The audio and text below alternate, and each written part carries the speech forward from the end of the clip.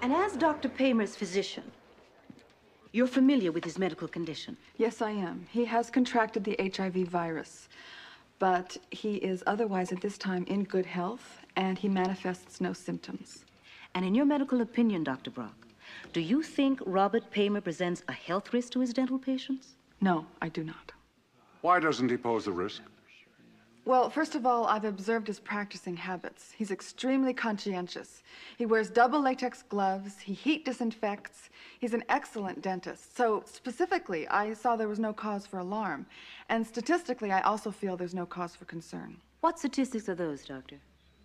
There are between 50 and 70,000 healthcare workers in this country who've contracted the HIV virus, most all of whom are still practicing medicine. 50 to 70,000? Yes, and only one has passed on the virus. One. 1 out of 50 to 70,000. And that was from a doctor with full-blown AIDS. The Center for Disease Control estimates that the risk of getting HIV from an infected doctor is between 1 in 41,000 and 1 in 400,000. It's more dangerous to cross a street than it is to visit a dentist with HIV. And in fact, Doctor, knowing of Dr. Paymer's HIV condition, you continued to send your own children to him for dental work, didn't you? Yes, I did, and I still would. There is no significant risk. And the decision to terminate Dr. Paymer from his city contract is blatant bigotry. HIV and AIDS are part of this country's fabric now. They're with us. The only question is how we're going to deal with it. The way this town chose to deal with it, by firing Bob Paymer, is indefensible discrimination which can only serve to drive other HIV victims underground. If we keep this disease and its victims in closets, the cure will come later rather than sooner. For this reason alone, I am disgusted with the decision of this town. Thank you, Dr. Brock. That's all I have.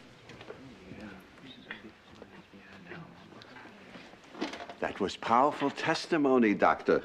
If only it were on point. Dr. Paymer wasn't fired because he has that fatal virus that could kill any person it touches. He was fired because he refused to tell his own patients that he had this deadly disease. Well, unfortunately, because of the phobia surrounding AIDS, if he did tell, his career would be over. So he put his own economic well-being over his patients' right to know? Would you like to walk a mile in his shoes, Doug? Oh, no, I wouldn't. As anyone would say, I would not like to walk in his shoes. That means if I knew a doctor that had this deadly incurable virus, I would go to a different doctor. And what I'm saying to you is that fear is unreasonable. But nevertheless, I'm entitled to it.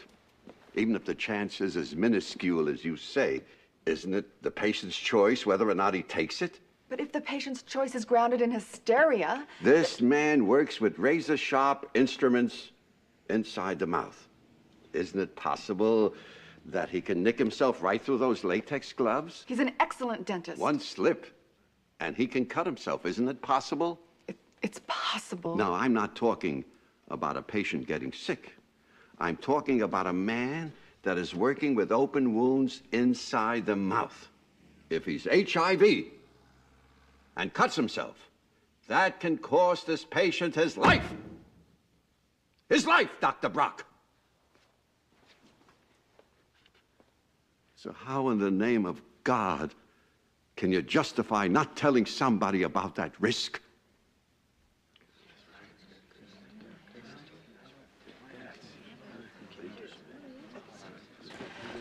Hi, Mr. Mayor.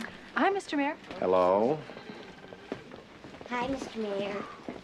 Kenny, a moment, please. Chicago DB's on line 1 for Harrison. You know what?